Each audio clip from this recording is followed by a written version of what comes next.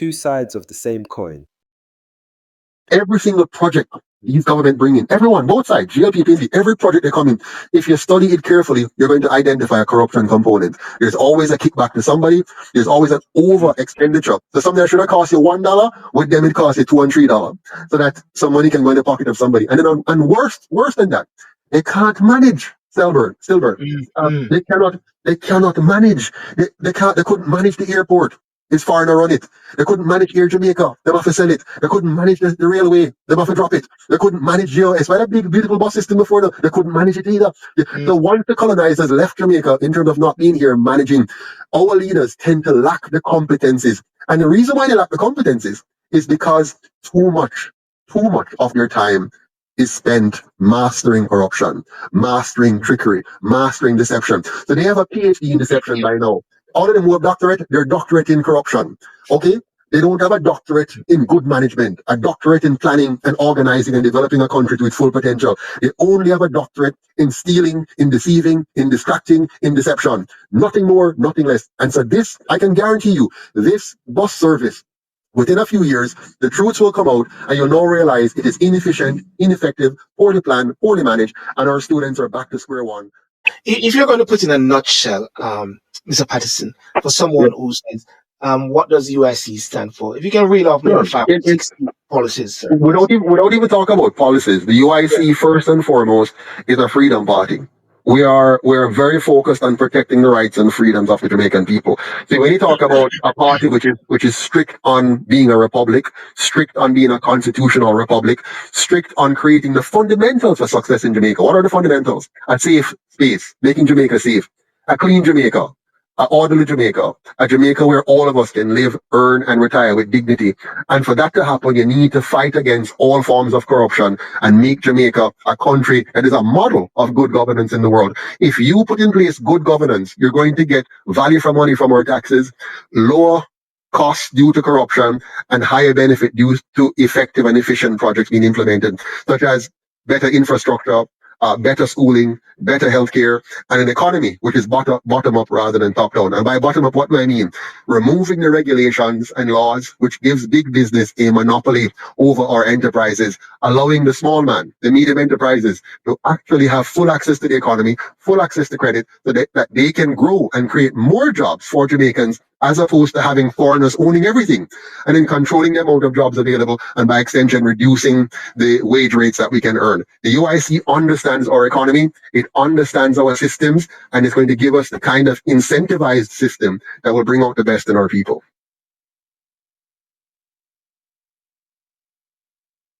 I'm not hearing you. Sorry, my apologies. I put on my mute. I was drinking some water a while ago. The government is on a quest, and I can see, and everybody's seen, that the breaking of ground, so many new things are happening, as if just, first, after so many years, so many things are happening. But I want to pinpoint one thing. The bus which the government has brought in, what's your take on it? Because I believe sometimes the people are not being told the full story, from an they're being misled. Yeah. I mean, and all of what you're talking about, let's look at all the projects that they're doing, all these projects. They're putting up buildings. What are these buildings for?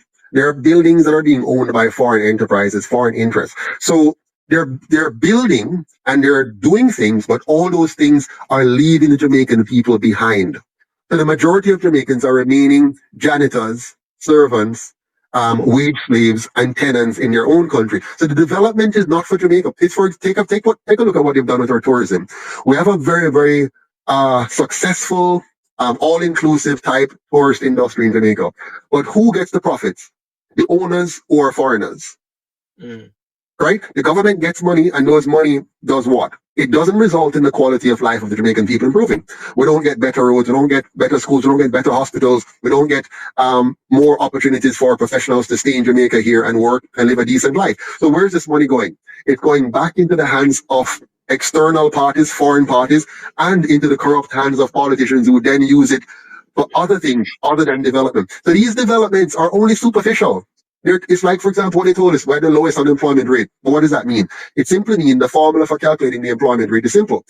When you turn off a lot of people and they stop looking for work, you no longer count them in the employment base.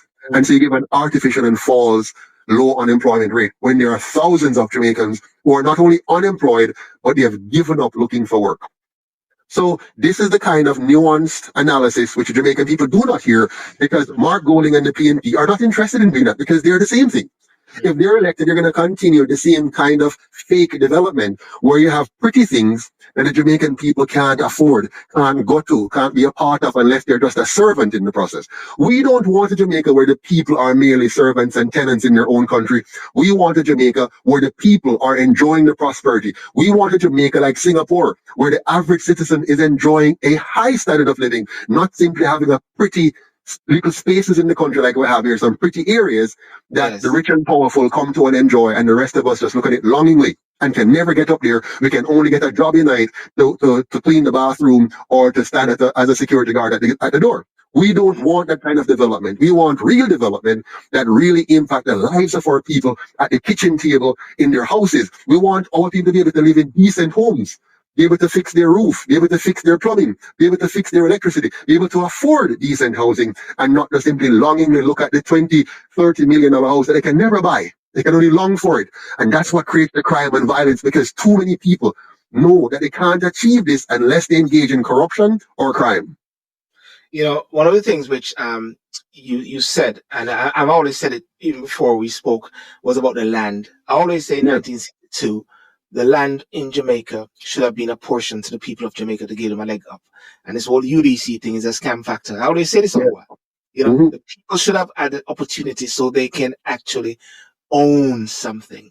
Absolutely. So just elaborate on that, because I believe that is something that is so powerful, Joseph. So in 1834, they said that they're freeing the slaves. They're freeing our foreparents. They said they're freedom, but that was a fake freedom, because they really didn't give them back any of the three things they stole from them. They stole their land, they stole their labor, and they stole their learning.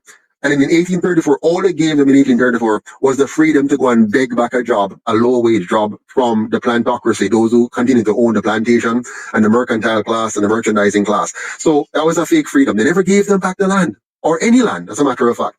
And so 100 years from there, 1834 to 1944, they then gave them a fake democracy, the right to vote, while they controlled the outcome of the elections and control how far you can move in terms of policy and regulations. And then again in 1960, they gave them fake independence. All of this, by the way, was done to merely appease the people, let them feel like they're getting some kind of progress, while the substance of it remains the same. They're still slaves in their own country in one form or the other.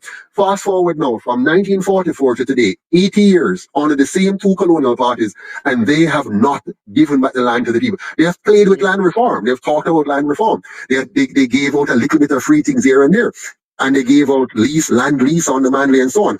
And you see the Prime Minister now going around cutting ribbons for a few sample houses for some people. But they're not really giving the people their birthright, which is the land that should have been theirs from 1834 until today. Can you imagine if our people, if your foreparents had been given the land back from 1834 or in 1944 or in 1962, where would be today with generational wealth built up and accumulated among our people? Instead, what they have done is given lands to rich people from abroad to come and put up all-inclusive hotels which are owned by foreigners and not owned by us. And they have given them powers over our beaches while relegating our people to the lesser parts of our island and giving the best and nicest part to foreign companies to own and control. We have to get up and understand this injustice and take back our land.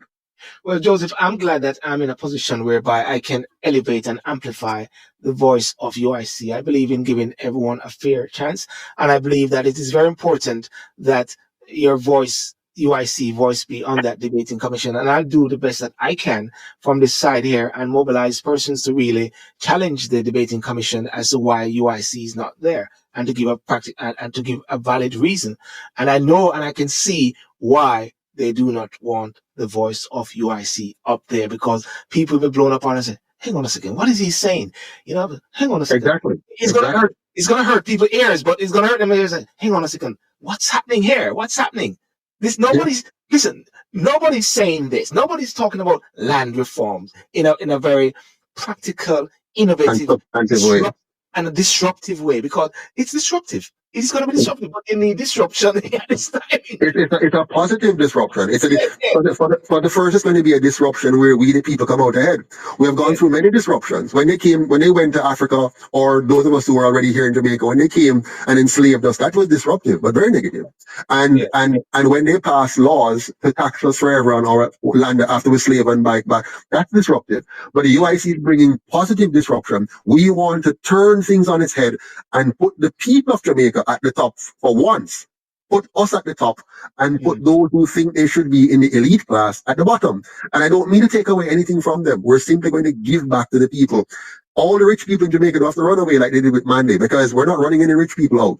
We love rich people. We want everybody to strive to be rich and wealthy, but to do so legitimately. We want you to earn your way. We want Jamaica to be a meritocracy. So if you go to school and work hard and earn a good education and apply yourself in industry, you can become as wealthy as your ability allows. But to have a governance model that routinely and systematically rob the people of their wealth, we must do away with that system. That system has destroyed our people, denied our people, and held our people back and down. And the UIC is here to completely eradicate that system and give Jamaica a non-partisan constitutional republic to free us from the tyranny of colonialism and their agents. Well, Joseph, there's something I just want to post right here, and I need to post it so people can actually know. And that is the details of the Jamaica debating organization. I've got the details right here. And I just want to post it. Ladies and gentlemen, there it is. There's the information. Contact the the Jamaica Debates Commission. The Jamaica Debates Commission. Contact them and tell them you want the UIC in the debate. No exception. And the information is right there. It's on the screen. Jamaica Debates Commission, care of the Jamaica Chamber of Commerce. Care of the Jamaica Chamber of Commerce. Interesting. 58 Halfway Tree Road, Kingston 5, Jamaica. Telephone number 876-922-2366. Email info@Jamaica Debate Commission. It's very important for all Jamaicans to really write to this commission and ask them the question. Not ask them the question. Tell them that demand that the UIC be included. Demand that every single debate we have on the political stage, the UIC is included in the leadership debate, in the economy debate, in the infrastructure debate, in the community development debate. We want the UIC to be fully included so that we can hear another perspective on how we can move Jamaica forward. UIC, tell them they're gonna be stronger. Together we can make it right. Our purpose is a better Jamaica for you and I. Gonna be stronger together. Time we all just unify. Our purpose is a better Jamaica for you and I. It is a natural right for every human being to be free. Free, so free. So the government is there to protect you and me. UIC objective is to liberate the citizens from colonial bondage, them regulation, them taxation. Rob Jamaica, we independent. Be stronger together.